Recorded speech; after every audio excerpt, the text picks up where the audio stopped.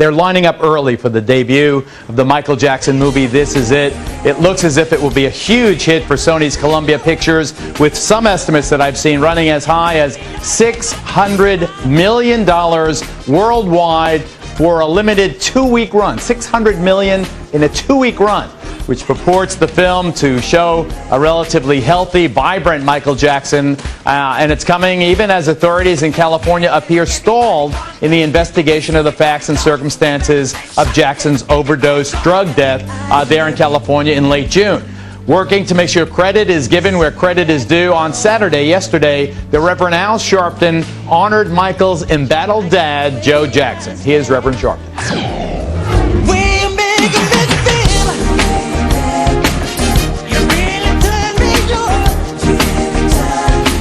One of the great distortions is that Hollywood is now taking turns bowing for the success of Michael Jackson. The story started in Gary, Indiana,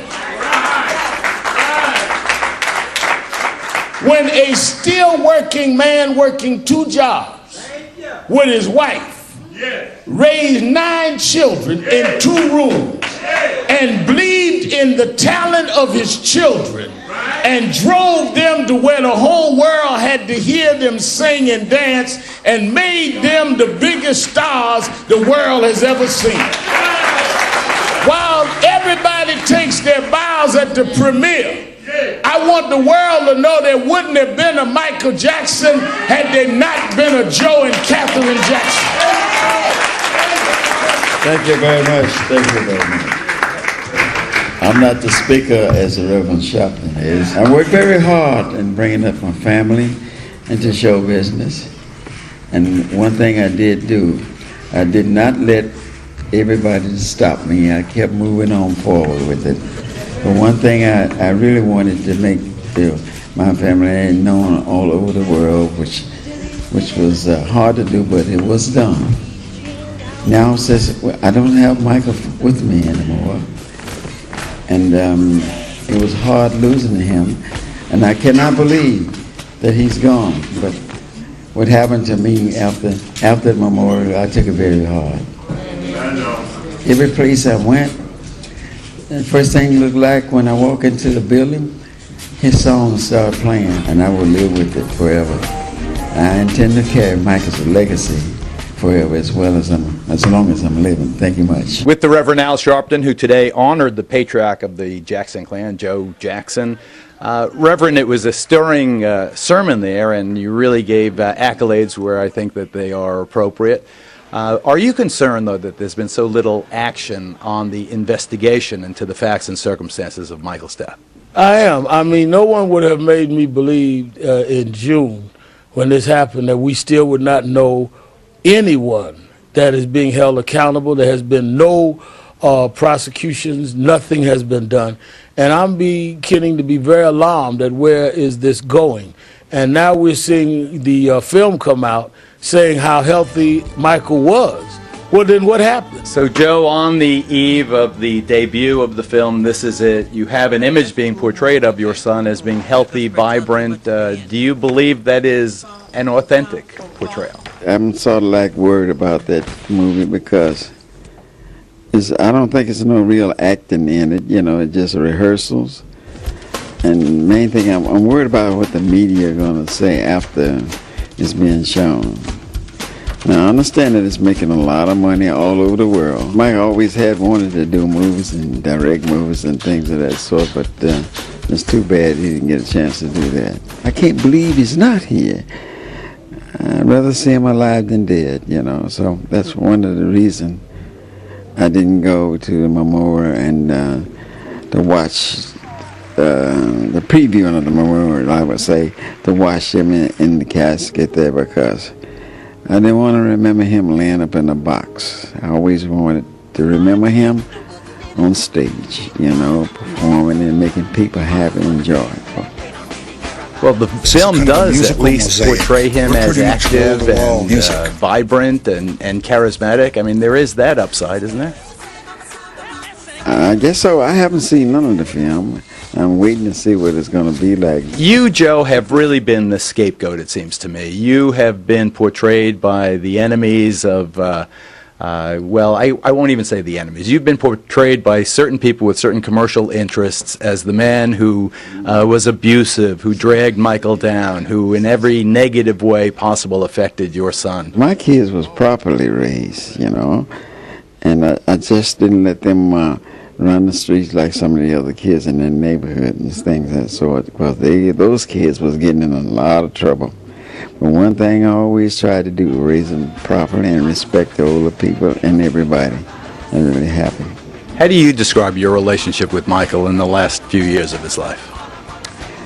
I thought I had a good relationship. I'm the one that tried best to, you know, go through those gates and see him and all that stuff. And I had asked his mother to get over there with Michael because he didn't look too good because of the one time I had gotten through there to see him, and he was kind of frail to me. You predicted that Michael would not be with you? Not too long from then. Because he looked so frail to you? Because he looked so frail and the way he was acting, I noticed some things, but she didn't go, and pretty soon Michael had left us.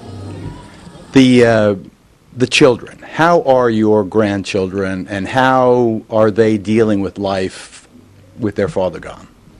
Oh, they're having a good time. You know, they got the other kids their size, and you know, and they swims around the place there and play games, and they go to the movies and all that thing. They're having a good time. Do they ever ask you questions about their dad, or do they understand what happened? They know what happened. They know more than me. They know what happened, and they don't have to ask me anything. Sometimes I ask them things, you know. And they ask Prince, have you ever noticed your father with his shirt off? He said, yeah, many times. I said, well, Prince, you know, did you see any marks all over his arm and thing? He said, no, my father never had the marks all over his body, on his arm. He said, but he had one here on his left arm and one on his right arm where they plugged him in to get him this medicine or whatever they're putting in his arm. He said, but that's the only one. But in the report, in the news report, when they did the autopsy report, it was said that he had marks all over his arm. So you say it was not true that Michael had marks all over his arm?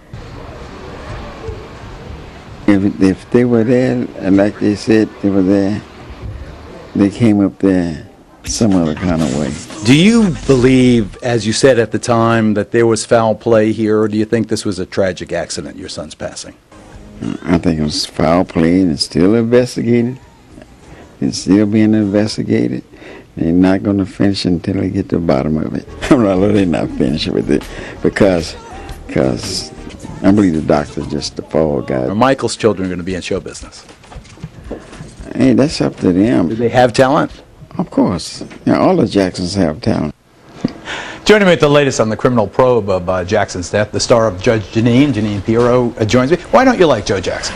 Well, you know, I don't know the man, and you obviously like him, but I think that, you know, his having a fundraiser for himself before, you know, the film, which he had nothing to do with, he could be accused of being a shameless self-promoter. And Michael Jackson called him someone who abused him, and Michael Jackson intentionally left him out of his will. I mean, the guy is really delusional. He announces he's starting a new company 3 days after his son dies. But, you know, he's deep in his 80s, and he's an old 80s, you know, person, and, you know, he's not the most articulate in the world. It's easy to trip him up.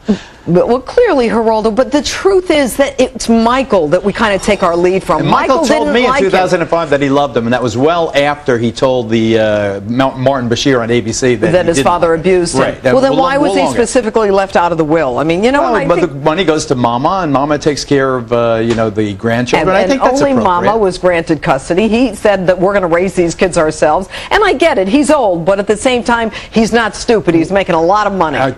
I think that's true as well. What about the progress in the investigation? Are you surprised that we haven't seen Conrad Murray indicted yet? Yes, yes. I think what's happening is the prosecutors having trouble trying to isolate the actions of Conrad Murray from the death of Michael. In other words, was Michael so addicted and already at the point where a doctor treating him wouldn't know how vulnerable he was? But I also think it's L.A., and I think they're really taking their time to make sure they've got a solid case. Do you think it'll just be Murray going down?